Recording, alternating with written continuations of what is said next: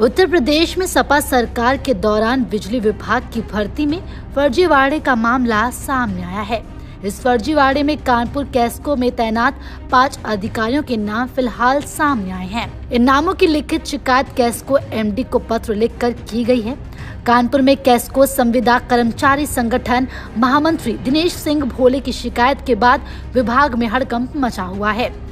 तथ्यों के साथ शिकायत करने वाले दिनेश सिंह का दावा है कि विभाग में तैनात बाबू विजय त्रिपाठी के पिता की मिलीभगत से इस फर्जीवाड़े को अंजाम दिया गया।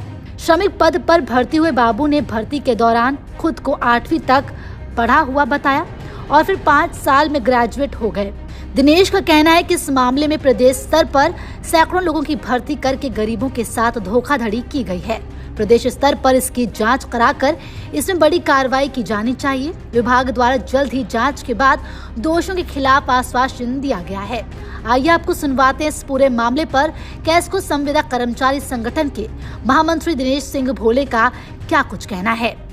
दरअसल सन 1989 और 1990 में जो कैस्को में श्रमिक और कुली की भर्तियां हुई थीं, उसमें जो कैस्को के नेताओं के बच्चों ने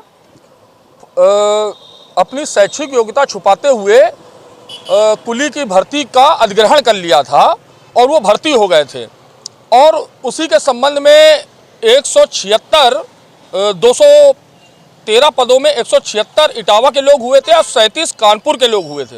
ये दरअसल ये हुआ कि सन 1989 और 90 में जिन लोगों ने अपनी शैक्षिक योग्यता छुपा करके कैस्को में श्रमिक पद का अधिग्रहण कर लिया था, उसकी जानकारी जब संगठन को एक गोपनीय पत्र के माध्यम से प्राप्त हुई तो संगठन ने इसके संबंध में कैस्को प्रबंधन को जांच के लिए लिखा, जिसमें कि कैस्को के 5 बाबुओं द्वारा अभी तक 5 दिन हो गए और अपना स्नातक का मार्कशीट दिखा नहीं पा रहे हैं और कैस्को प्रबंधन भी लगातार उनसे स्नातक की मार्कशीट मांग रहा है। ये बड़ी अचंभित स्थिति है कि बिना स्नातक की मार्कशीट दिखाए हुए इनको बाबू किस तरीके से बना दिया गया। अभी तक मैंने जो पत्र भेजा है संगठन की ओर से, उसमें अधिशासी अभियंता मुख्यालय श्री मदन लाल जी ने मुझे आश्वासन दिया है कि कैस्को एमडी ने इस पर सिग्नेचर कर दिया है कि इसमें जांच कमेटी जल्द ही गठित की जाएगी। उनके नाम जो है मीडिया को उजागर किए जाएंगे। खबर की बारीकियों को समझने के लिए देखिए सहारा समय डिजिटल की एक खास रिपोर्ट।